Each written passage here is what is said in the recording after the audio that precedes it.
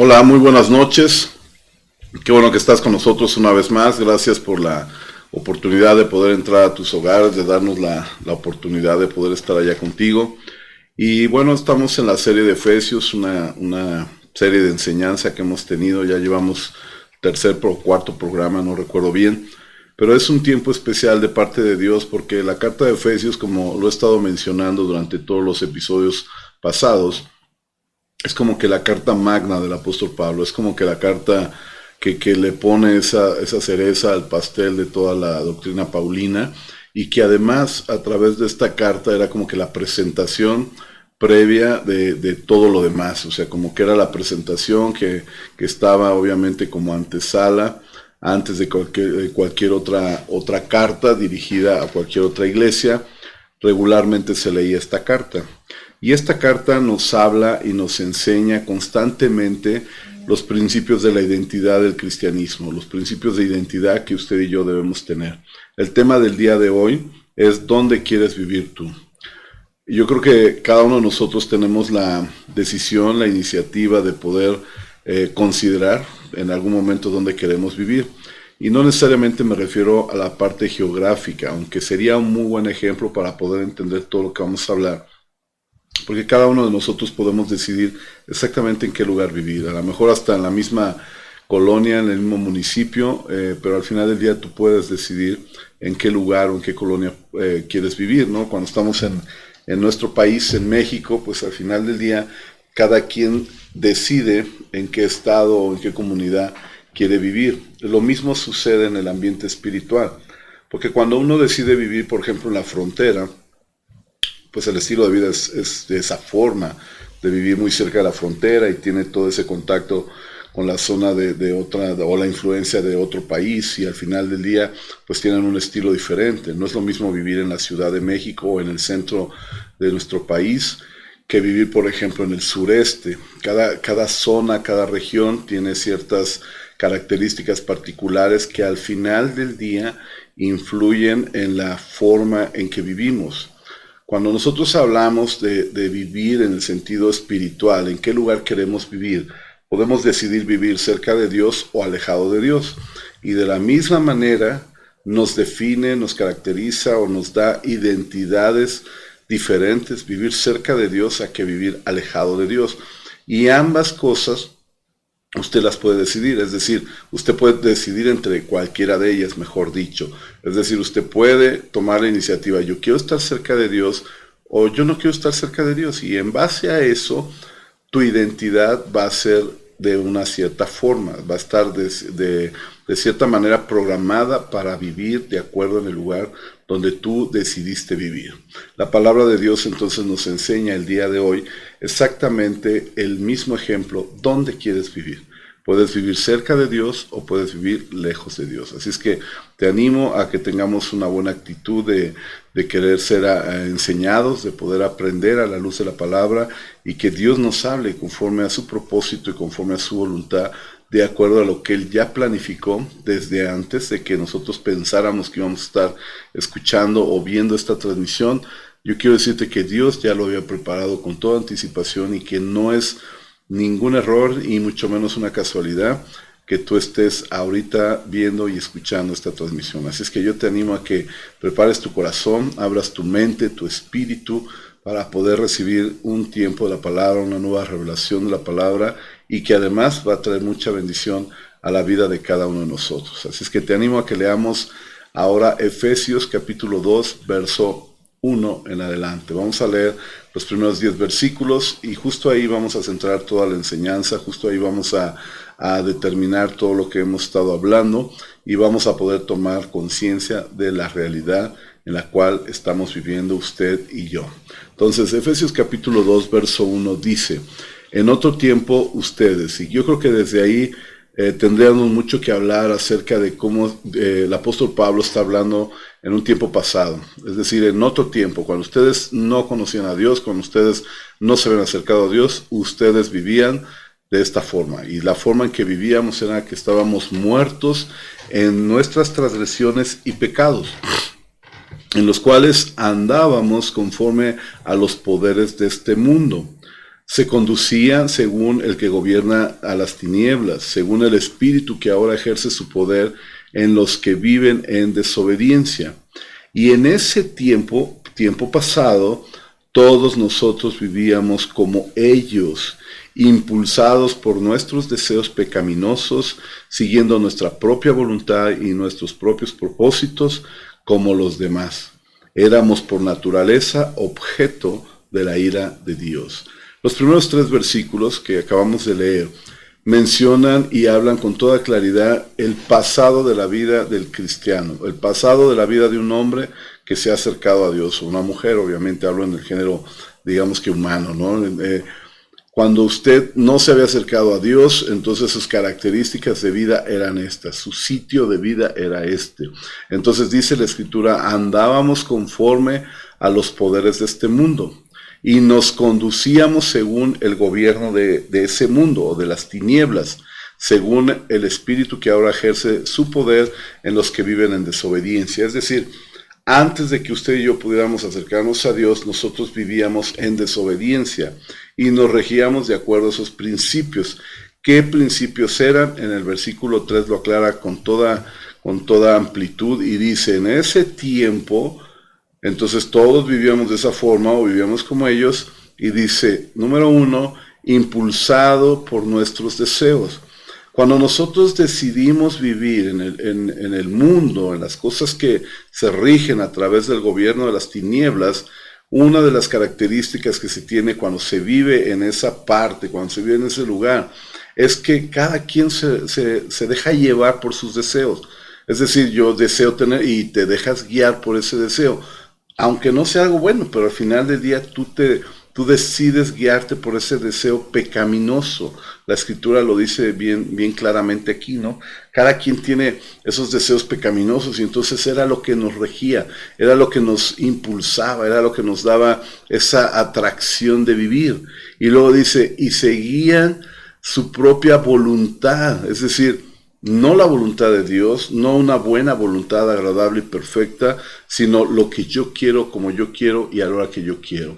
Y esto es bien interesante porque aún dentro del cristianismo, a veces nosotros como iglesia, como hijos de Dios, decimos y pensamos y inclusive a veces hasta juzgamos a los demás, ¿no? Y entonces decimos, no, pues es que nosotros somos santos, no es que la iglesia es toda santidad y toda esa parte de religiosidad que a veces lamentablemente lo hemos adoptado como iglesia, lamentablemente, pero que si lo leemos con detenimiento y vemos con detenimiento, a veces nosotros juzgamos a la gente por su comportamiento, por lo que son, por lo que eran, pero a veces no nos damos cuenta que nosotros quizás estamos igual o peor, porque nosotros conocemos la palabra, conocemos la verdad, sabemos que nuestro comportamiento no debe ser dirigido por nuestros propios deseos pecaminosos, mucho menos por nuestra propia voluntad.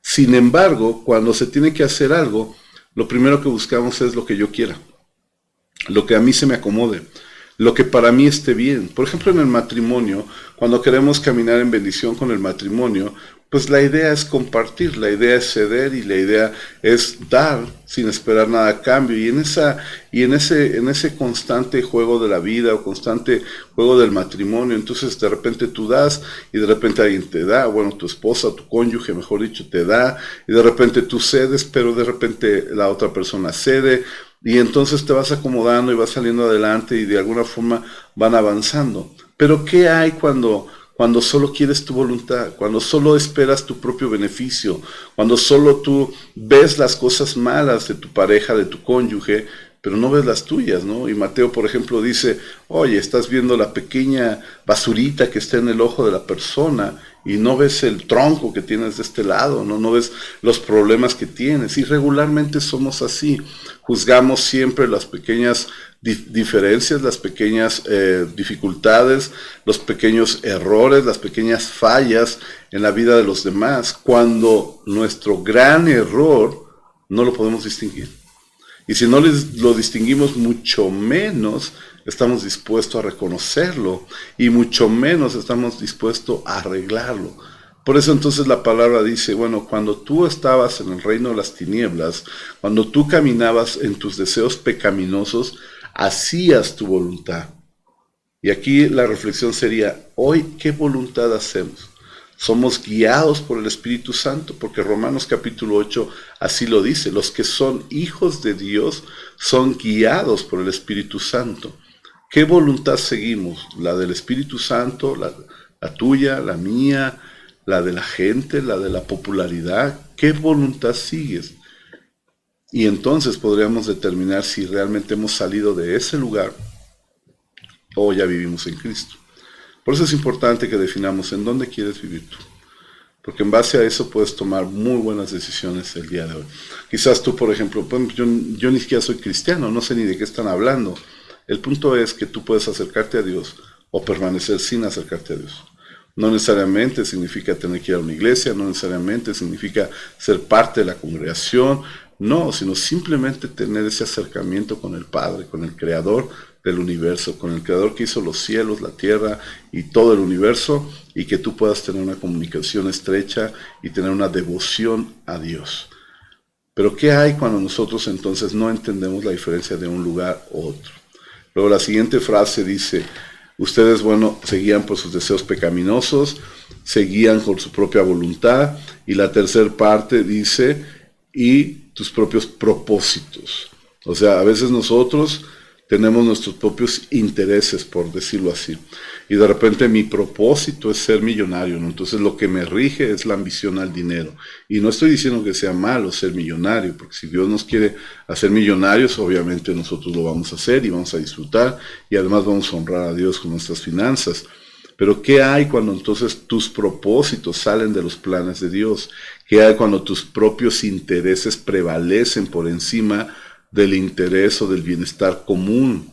De repente, vuelvo al mismo ejemplo en el hogar, ¿no? Hay personas que en el hogar lo único que quieren son sus propios beneficios, sus propios propósitos, sus propias metas. Mientras yo coma, aunque los demás no coman, mientras yo descanse, aunque los demás no descansen, o aunque ellos estén haciendo, yo voy a hacer lo que yo quiero porque es mi deseo, porque es mi propósito.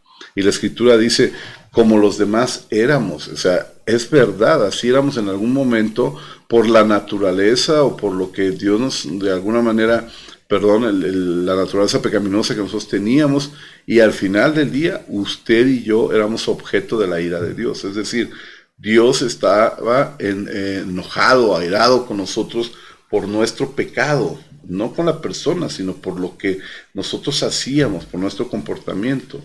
Pero viene la siguiente intervención del apóstol Pablo, y en el versículo 4 menciona algo que es bien interesante, y es lo clásico que siempre le he mencionado, porque dice aquí, pero Dios, y como lo he dicho repetidas veces, cuando la Biblia dice un pero, hay que meterle segunda y empezar a frenar y detenerse por completo, y poner el freno de estacionamiento, y escuchar y analizar, leer con toda claridad lo que Dios nos está diciendo. Entonces, éramos pecadores, éramos gente que se guiaba por sus propios deseos, por su propia voluntad y por sus propios propósitos. Pero, y viene el pero de Dios, pero Dios, que es rico en misericordia por su gran amor por nosotros, nos dio vida con Cristo, aun cuando estábamos muertos en pecados. Por gracia ustedes han sido salvos. Y en unión con Cristo Jesús, Dios nos resucitó y nos hizo sentar con Él en las regiones celestiales. Entonces, dice la palabra a través de Pablo, ustedes eran así, ok, pero ahora, por la misericordia y el gran amor de Dios o la gran bondad de Dios, Cristo te dio vida. Y aun cuando estabas muerto en todo ese pecado, en tus propios deseos, en tus propios propósitos, en tu propia idea de vida, justo allí, dice la Escritura, Dios nos dio vida con Cristo Jesús. Fíjate qué interesante, porque está hablando de una resurrección, de hecho ahorita un momento más lo vamos a hablar, pero está hablando de un volver a vivir. Y a veces nosotros no entendemos la importancia de vivir en plenitud, porque a veces vivimos en un estado de sobrevivencia, en un modo de sobrevivencia. Sí respiramos, sí caminamos, sí trabajamos, sí vamos, venimos, hacemos todo lo que regularmente hace una persona viva. Y en cierta forma esa es la tendencia que existe hoy en día. Pero ¿qué hay de la vida plena? ¿Qué hay de la plena vida de la cual habla el Evangelio según San Juan, donde dice, yo he venido para que tengan vida y tengan una vida abundante?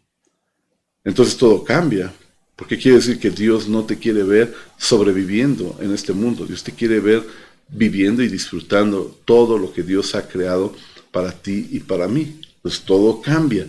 Entonces, Dios es misericordioso, Dios tiene un grande amor y te da vida juntamente con Cristo, aun cuando estabas muerto en tu pecado. Aún cuando eras todo eso, Dios te restaura, Dios te sana, Dios te reconcilia con el Padre a través de su amor, de su misericordia, para que todo eso quede en el pasado. Y luego dice, por gracia ustedes han sido salvos. Y en unión con Cristo Jesús, es decir, y juntamente con Él, y a la par de Él, y van en el mismo camino, Dios nos resucitó y nos hizo sentar con Él en las regiones celestiales. ¿Sabes que cuando tú y yo caminamos sin Cristo y vivimos sin Cristo, somos muertos vivientes?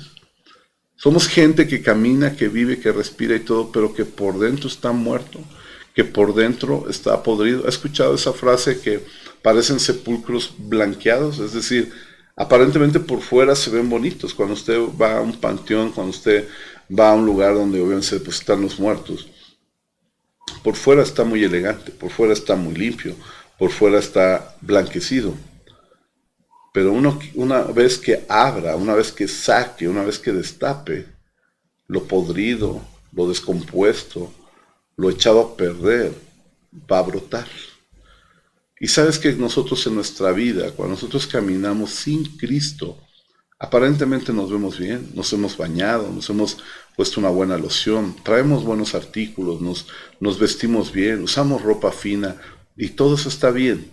Pero ¿qué hay de tu vestimenta interna? ¿Qué hay de tu interior? ¿Qué hay de lo que realmente estás experimentando aquí adentro? Por eso es que cuando la persona abre su corazón, lo único que sale es pura basura, pura suciedad, pura contaminación, pura enfermedad. ¿Por qué? Porque su interior se está pudriendo. Es como cuando hablas con una persona y esa persona tú la ves normal y empiezas a hablar con él, tú lo ves sano, la ves sana, la ves normal, todo tranquilo, y empiezas a hablar con la persona y dice, no, pues es que mira que el fútbol y que el Real Madrid y el Barcelona y empiezas a hablar de fútbol, entonces lo que hay en el corazón de esa persona pues es el deporte del fútbol. Pero cuando tú hablas con una persona que en el momento que empiezas a hablar le dice, no, pues es que los hombres son no sé qué y que no sé cuándo, y entonces lo que esa persona trae es un odio, un rencor hacia la humanidad, hacia los hombres. O de repente hablas con alguien en cuestión de finanzas y dice, no, es que el gobierno nos está llevando un fracaso y por culpa del gobierno no tenemos nada y que no sé qué y no sé cuándo.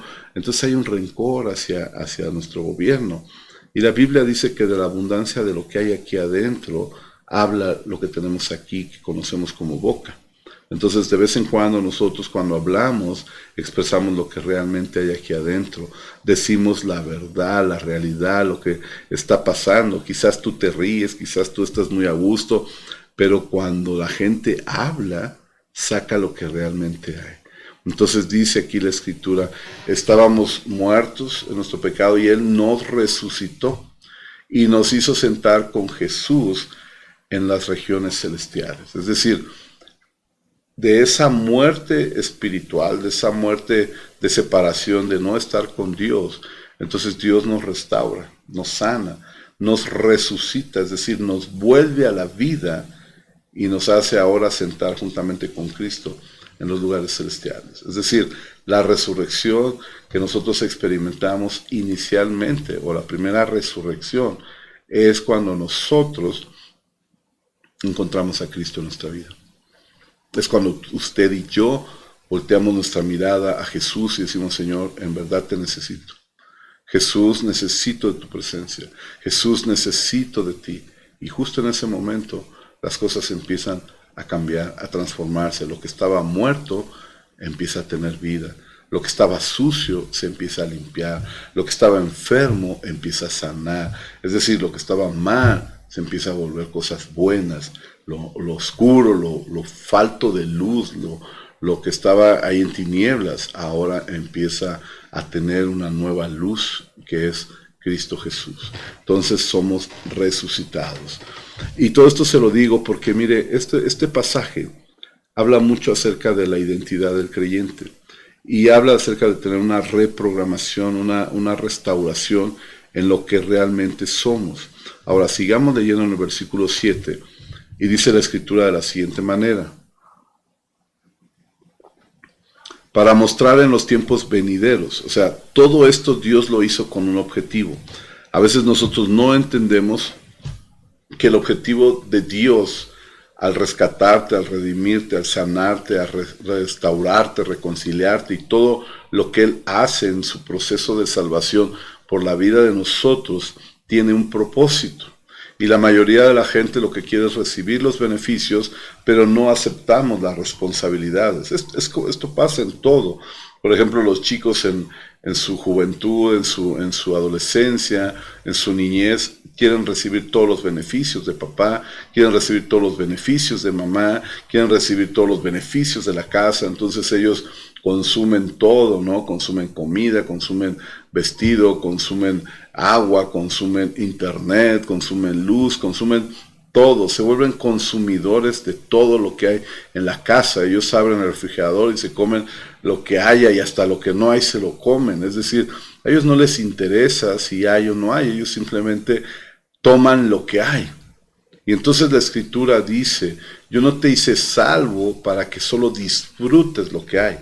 Yo no te salvé solamente para que tú digas, ya soy salvo y ahora recibo todo lo que Jesús quiere darme, lo que significa su reino, estar con Él, y entonces yo me sacio y disfruto. Ese no fue el plan de Dios.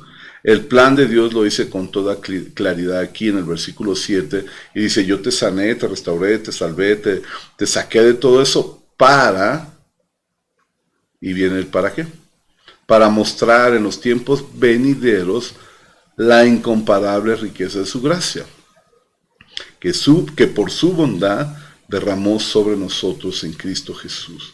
Es decir, Dios te salvó para que tú demuestres a toda la gente que te rodea que Él te salvó. Dios te restauró para que tú demuestres a toda la gente que te rodea que Él es un Dios restaurador.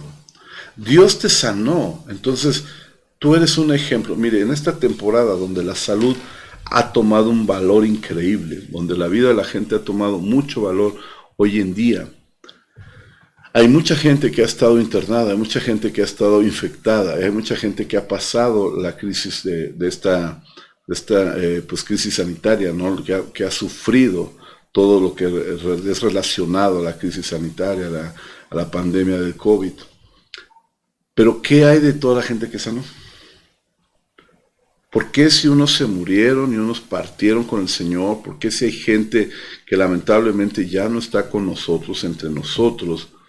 ¿Por qué hay gente que sí se quedó? ¿Por qué Dios sí los sanó? ¿Por qué Dios permitió que estas personas fueran sanadas en esta temporada? Pues es para esto, para mostrarle a toda la gente que hay un Dios sanador, que hay un Dios de amor, de gracia, que hay un Dios fiel, y que dice la palabra que por sus llagas hemos sido curados, somos sanados por lo que Él hizo en la cruz del Calvario. Entonces, Dios no te sanó de a gratis, Dios no te sanó para que tú pudieras tener ese tiempo. Hay una historia en la Biblia acerca de un rey que estaba desahuciado, estaba a punto de morir.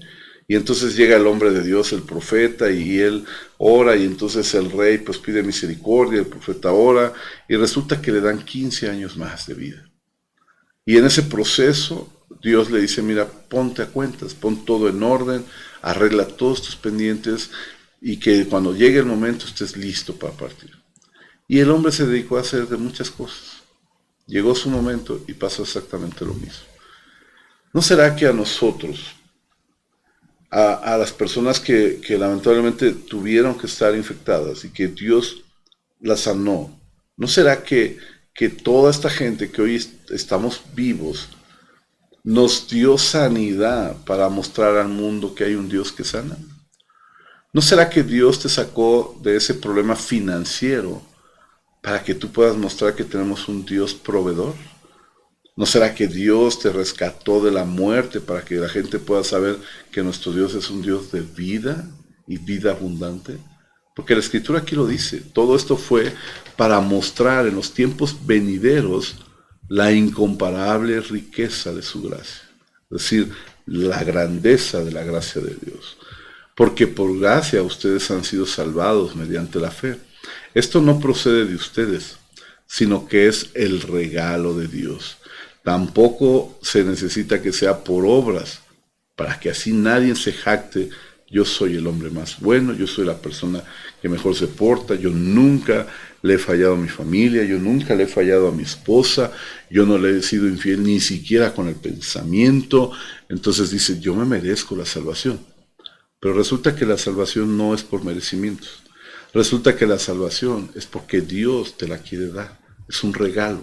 Por eso dice, y por gracia ustedes son salvos mediante la fe.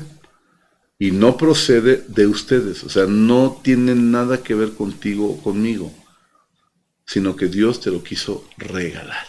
Es un regalo de Dios. Tampoco depende de tus obras, porque tampoco es así, sino todo lo contrario. Es por gracia. Versículo 10, para ir cerrando la lectura del día de hoy. Porque somos hechura de Dios, creados en Cristo Jesús para buenas obras, las cuales Dios dispuso de antemano a fin de que las pongamos en práctica.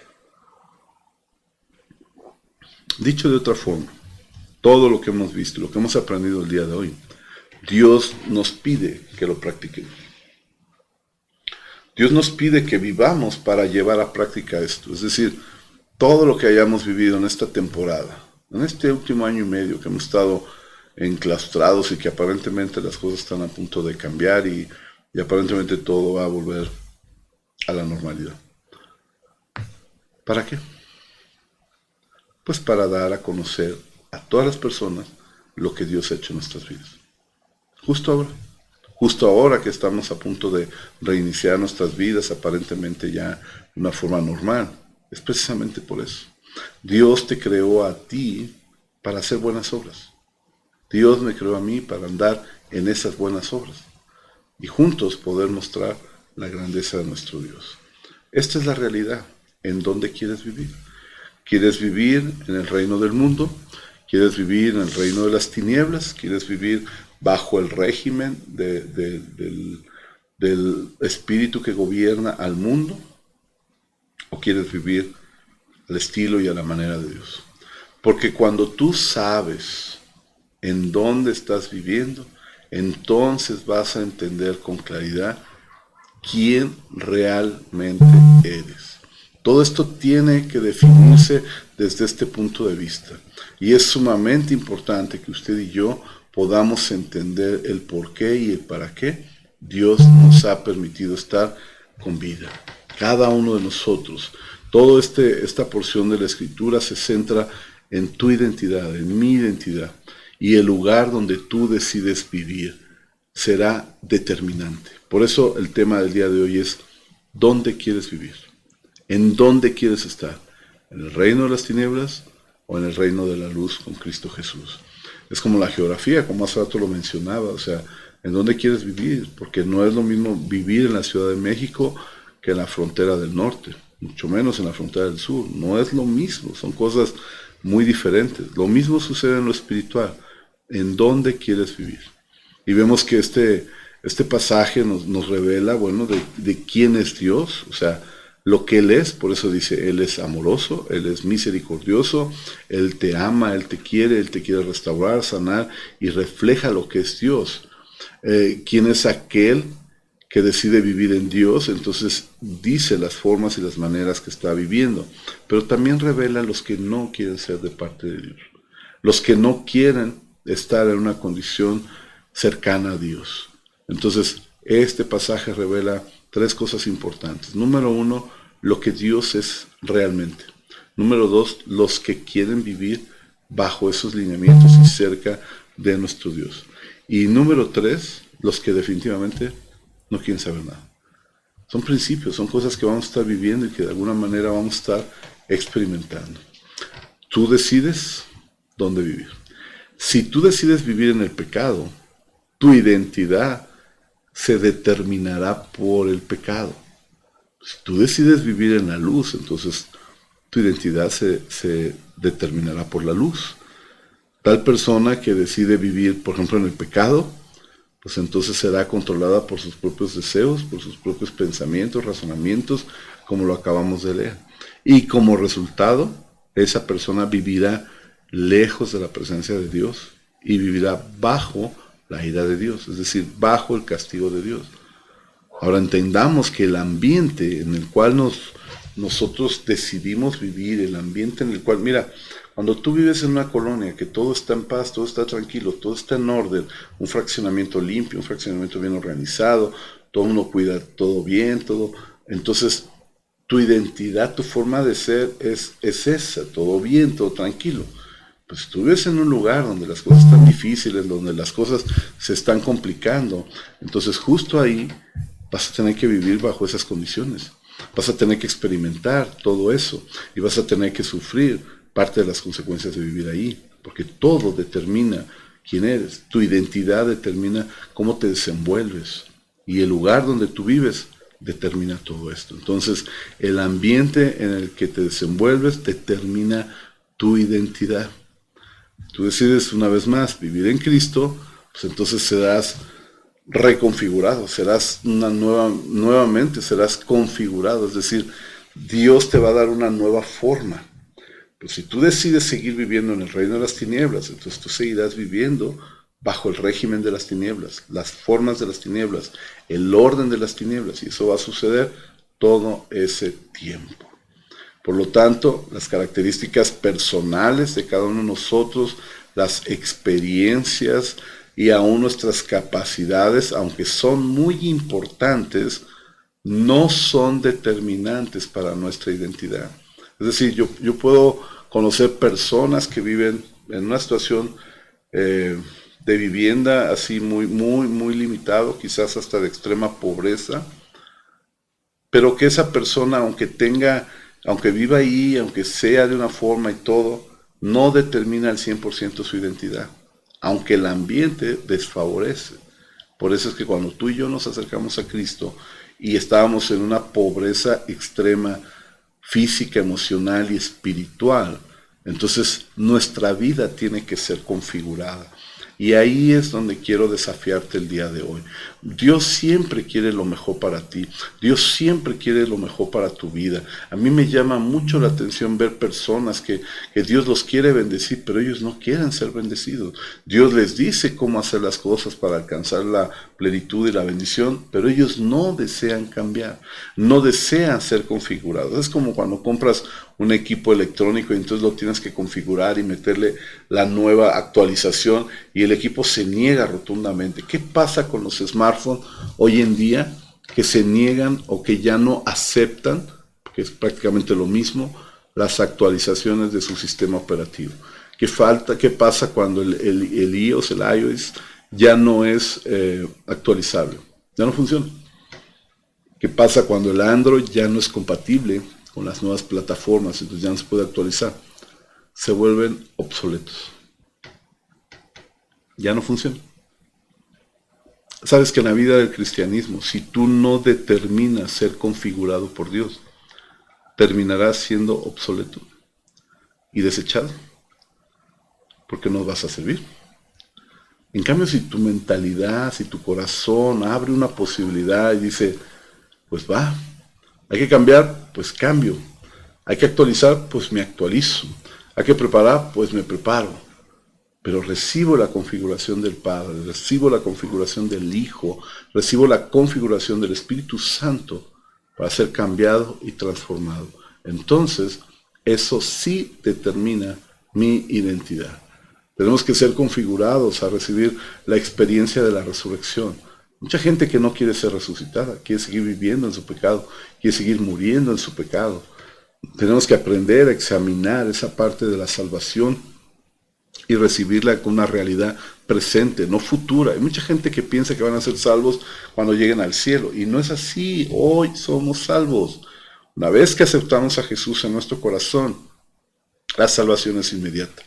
Tenemos que ser configurados en saber que Dios es el creador y fundador de una nueva vida, y que usted decide vivirla o no vivirla, que usted decide en dónde vivirla y cómo vivirla, o sea, pero Dios ya te dio esa nueva vida.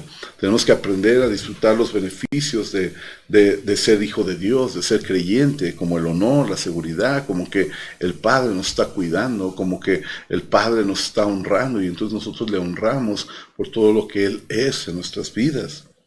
Nos convertimos en receptáculos de la abundante bondad de Dios, del abundante amor de Dios. ¿Y sabes que mucha gente no sabe recibir eso?